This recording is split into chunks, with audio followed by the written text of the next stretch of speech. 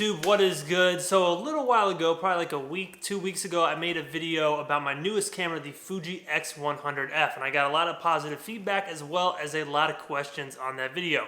If you want to check it out, I'll link it in the description below. But in that video, I did a very short comparison between the X-Pro2 and the X100F, and I got a lot of questions from people asking, why did you decide to end up getting this camera when you have this one? Why do you have the X100F and the X-Pro2? And a lot of these questions were from people who were potentially going to buy either one of these cameras. So I thought I'd make a video just sharing my thoughts why I decided to get the X100F when I already have an X-Pro2. Now, important note, this is not a tech review. This is not a technical review of either of these cameras. This is a practicality, practical application, real world use review, as I would call it. If you want to see like data on specs, comparing the specs in a nice graph, all that stuff, there's a million different articles online and a million different videos on YouTube. So in that video I made about the X100F, I did do a brief comparison between the X100F and the X-Pro2. So I'm going to do that same brief comparison now. It's going to be very quick.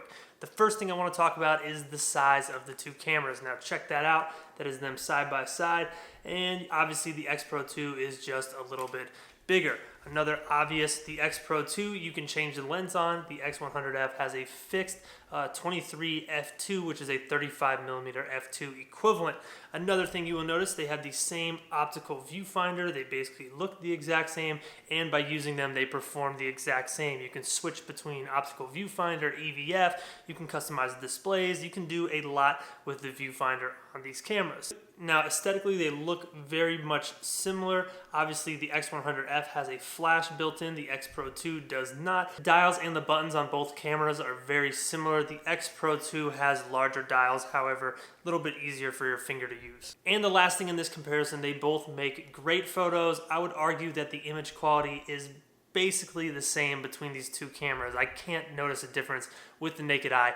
You might be able to like really break it down into the pixels or into data about the sensors on these cameras, but I'm not going to do that. Based on my use, the image quality is comparable, almost the same between the two cameras. So now I want to get into the reason why I got this X100F when I already had the X-Pro2. And honestly, it's a pretty simple reason, and it's kind of anticlimactic. So backstory, I got this X-Pro2 about a year ago. My goal with this camera was to get a secondary camera that I could take with me when I'm out shooting with my DSLR, to use as a documentary camera, a secondary camera, and also use this camera to capture more of my life moments. When I didn't want to bring my DSLR with me, I could bring the X-Pro2 and still get very good images that I was happy with.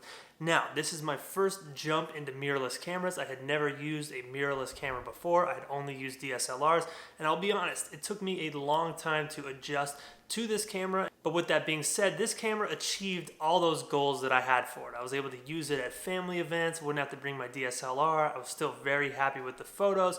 I could go out, we could go on a trip, I could be shooting with my Nikon, but say we were driving, I could just keep this in the console of the car, something like that, pull it out, still get a great photo without having to use the DSLR, or I could have one lens on here, one lens on my Nikon.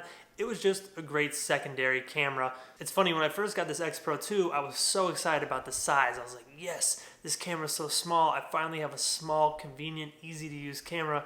My Nikon is so big, but now I got this. I was really excited until I purchased this 16 1.4 lens. This lens is phenomenal. It's amazing, but it was very counterproductive to this whole goal I had of keeping the weight and size of this secondary camera down.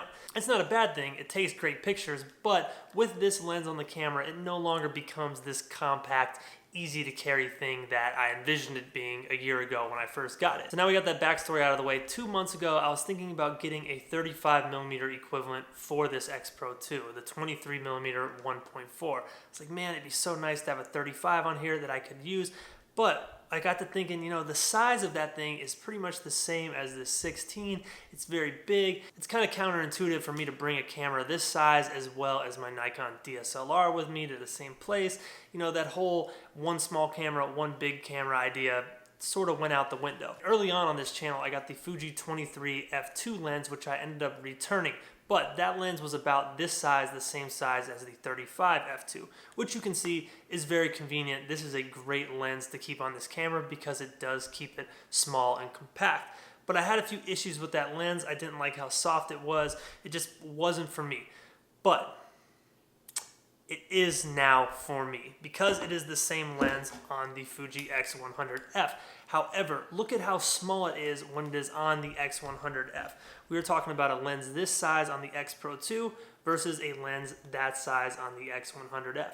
It is much smaller, much more convenient enough to where I can deal with some of the image quality issues when you are shooting up close. So now check out the size of these two cameras side by side. We got this X-Pro2 right here and we got the X100F right here.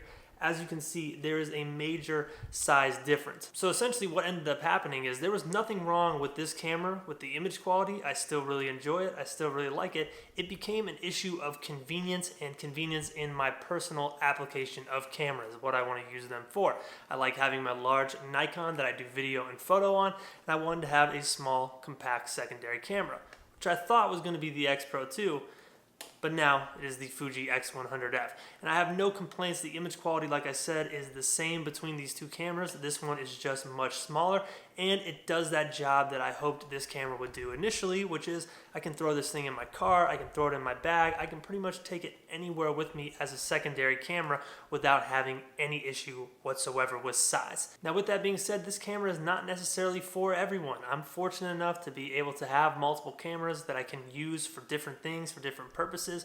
But if you're someone who can only have one camera body, the X-Pro2 might be better for you. You can change lenses, you have a variety of lenses available. Basically, to summarize this video, my decision to get the X100F when I had the X-Pro2 was just a matter of size. That's really it. In all honesty, the image quality between these two cameras is very similar, and I enjoy using both of them. So as always, guys, drop your comments below. Let me know your thoughts. Do you use either one of these cameras? Do you have both of them? Do you like one better than the other? What are your thoughts? Are you planning on getting them?